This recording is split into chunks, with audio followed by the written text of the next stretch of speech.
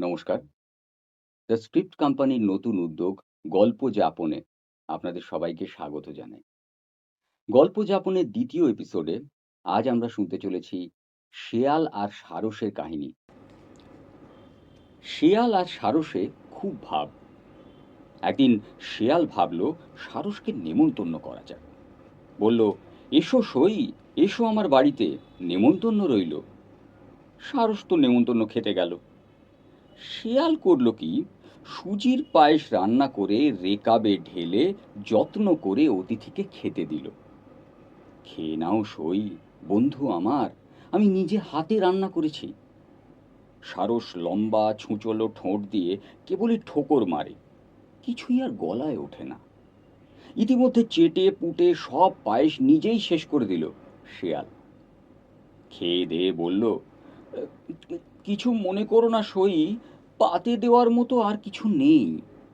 সারস জবাব দিল, "ঠিক আছে, ঢের খেয়েছি, অনেক ধন্যবাদ।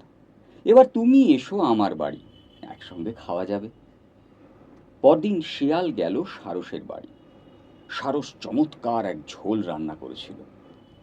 সরু লম্বা একটা কলসিতে করে তা খেতে দিল শেয়ালকে। "খাও সই, খেয়ে নাও, এইসব আর কিন্তু কিছুই নেই।" কলসির মধ্যে শেয়াল মুখ ঢোকাতে চেষ্টা করলো। এদিক থেকে এগোয়, ওদিক থেকে এগোয়, একবার চাটে, একবার শোঁকে, কিন্তু এক ঢোকও খেতে পারল না। কলসির মধ্যে মাথা আর ঢোকে না।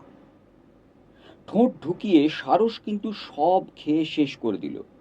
বলল, "কিছু মনে করো না সই, পাতে দেওয়ার মতো আর কিচ্ছু নেই।" শেয়াল দুঃখে মরে। ভেবেছিল ৭ দিনের খাওয়া একদিনে খেয়ে নেবে, তার বদলে ঘরে ফিরল থোঁতা মুখ ভোঁতা করে। যেমন কর্ম তেমনই ফল। সেই থেকে শেয়াল আর সারসের বন্ধুত্ব ঘুচে গেল।